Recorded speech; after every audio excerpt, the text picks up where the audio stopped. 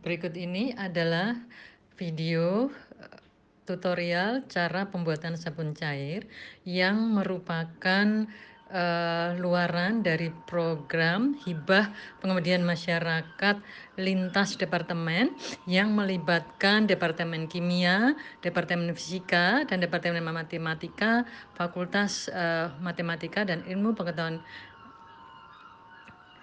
dari FMIPA UGM tahun 2020.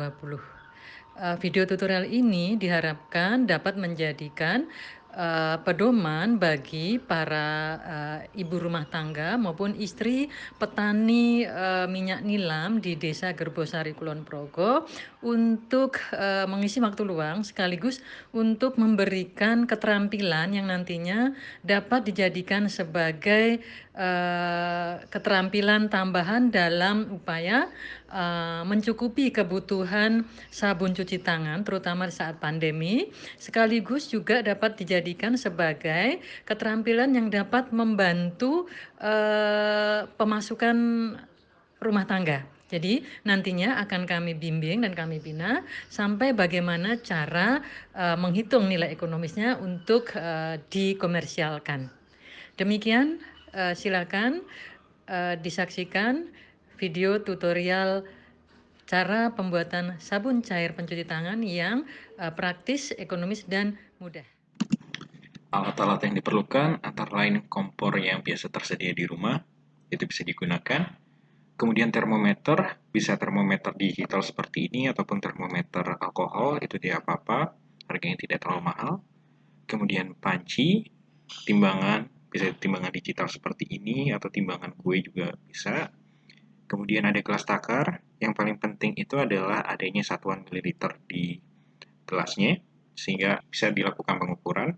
Dan yang terakhir adalah sendok untuk mengadukan, atau bisa juga menggunakan blender tangan atau pengaduk kue seperti itu.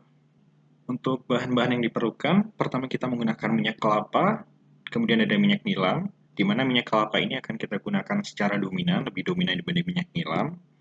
Kemudian minyak nilamnya ini sendiri berfungsi sebagai ciri khas dari sabun yang akan kita produksi. Kemudian juga dalam minyak nilam terkandung patchouli alkohol, di mana patchouli alkohol tersebut dapat berperan sebagai binder atau pengikat pewangi seperti pada parfum, sehingga nanti sabun yang akan kita hasilkan itu akan memiliki bau yang cukup tahan lama dibanding sabun komersil yang lain.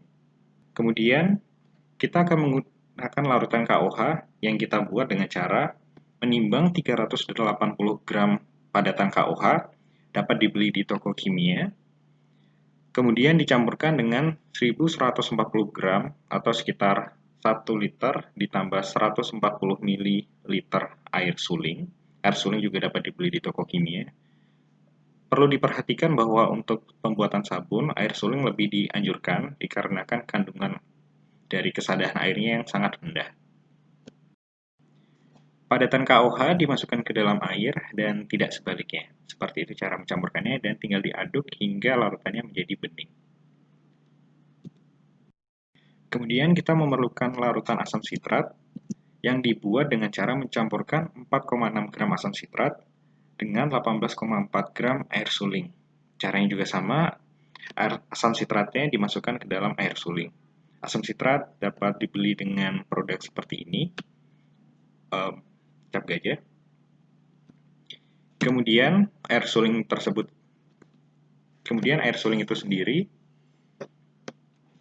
dan kemudian yang kita perlukan selanjutnya adalah larutan indikator phenolphthalein, dapat dibeli di Shopee. Mungkin ini sebagai referensi saja.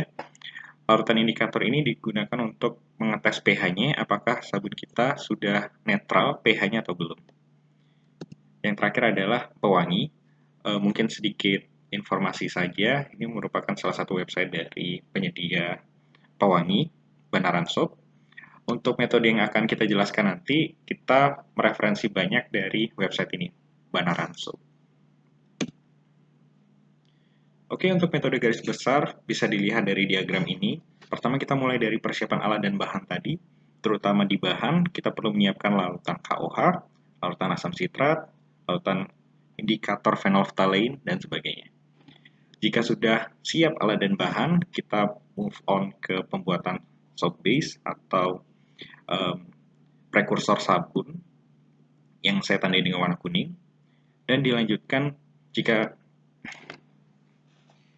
soap base sudah selesai diproduksi, kita lanjutkan ke proses yang berikutnya, yaitu pemeriksaan supply. Apakah sabun kita itu masih banyak belum terjual atau sudah menipis stoknya.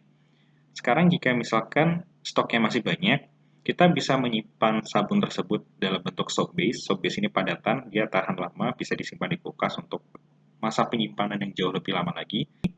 Dan kemudian misalkan jika stoknya sudah menipis, kita bisa lanjut ke proses berikutnya, yaitu pelarutan soap base untuk kita tambahkan dengan pewangi. Mengapa kita menambahkan pewangi atau aditif yang lainnya itu belakangan, tidak langsung?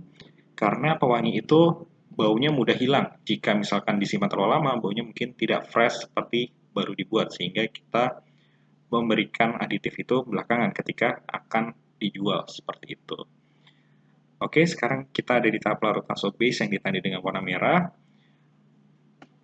Dari padatan akan dilarutkan menjadi cairan, dan kemudian ketika dalam bentuk cairan akan dilakukan proses penetralan dengan asam sitrat dan penambahan aditif atau pewangi, dan lalu jadilah sabun cair cuci tangan yang siap jual. Setiap proses dari ini akan dijelaskan lebih detail, dan yang perlu diperhatikan adalah yang berwarna kuning dan berwarna merah, karena itu step yang paling penting dalam pembuatan sabun cair cuci tangan. Oke, ini merupakan contoh dari soap base. Soap base itu merupakan padatan, dia belum memiliki pewangi, tetapi sudah bisa dipakai sebagai sabun. Nah, bagaimana cara membuat soap base? Pertama, kita campurkan dulu minyak kelapa kita dan minyak nilam, dipanaskan sampai suhu 70 derajat Celcius, dan selama proses dari pembuatan soap base sampai pelarutan dan penetralan, suhu dijaga dalam temperatur 70 derajat. Minyak kelapa yang telah dipanaskan pada temperatur 70 derajat Celcius, kemudian dicampurkan dengan larutan KOH. Larutan KOH-nya dituang ke campuran minyak sambil diaduk dengan sendok atau blender. Proses pengadukan dan pemanasan itu minimal dilakukan selama 3 jam. Tadinya yang berbentuk cairan, lama-lama akan memadat dan mengeras, dan ketika sudah mengeras, bisa mengganti yang awalnya menggunakan blender, itu menggunakan sendok saja agar lebih mudah mengadukannya. Dan proses ini baru bisa dikatakan selesai jika padatan ini, jika dilarutkan dalam air, itu memberikan warna yang jernih. Semisal pada waktu 3 jam, padatannya diambil sedikit, kemudian dimasukkan ke dalam air, ternyata hasilnya itu adalah keruh, seperti gambar yang di kiri, berarti proses pemanasan masih belum selesai dan harus ditambah lagi waktunya, misalkan menjadi 3,5 jam. Oke, setelah 3,5 jam, padatan yang dipanaskan tadi tetap dipanaskan sambil diaduk, kemudian diambil sedikit lagi untuk dilarutkan, dan ternyata setelah 3,5 jam masih keruh juga seperti yang di tengah. Kalau misalkan masih keruh lagi, padatannya tadi yang masih dipanci, itu tetap dipanaskan diaduk, misalkan sampai 4 jam, dan dicek lagi, diambil sedikit, kemudian dilarutkan ke air, dan ternyata misalnya jernih, maka padatan yang ada di panci tadi dapat dikatakan sudah selesai dipanaskan, dan dapat disimpan sebagai soap base padatan seperti itu.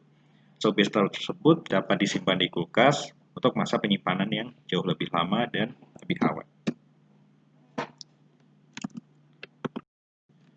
Kemudian kita lanjut ke proses berikutnya, yaitu pelarutan soap base, di mana seperti judulnya, kita akan melarutkan atau memasukkan padatan soap base yang kita produksi pada tahap sebelumnya di tahap ini. Oke, kita akan menggunakan rasio 1:1, di mana kita akan menggunakan 500 gram soap base yang akan dimasukkan ke dalam 500 gram air. Ini resep dari Benaran Soap. Setelah dimasukkan dan dicampur sehingga padatannya hilang atau larut total, tahap kedua dapat dilakukan, yaitu larutan asam sitrat dimasukkan ke dalam soap base yang telah larut. Asam sitrat ini berperan untuk sebagai penetralan, dan untuk mengetesnya, kita akan mengambil sedikit dari larutan tadi, dimasukkan ke dalam gelas kecil saja, kemudian ditetesi dengan indikator phenolphthalein. Jika larutannya berubah menjadi sedikit ungu atau sedikit pink, maka maka larutan belum netral dan memerlukan tambahan asam sitrat dengan lebih banyak lagi, lebih banyak daripada resep 4,8 gram tadi.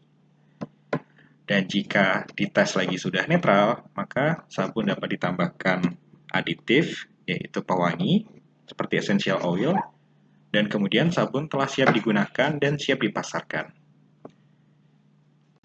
Demikianlah tutorial cara pembuatan sabun cuci tangan.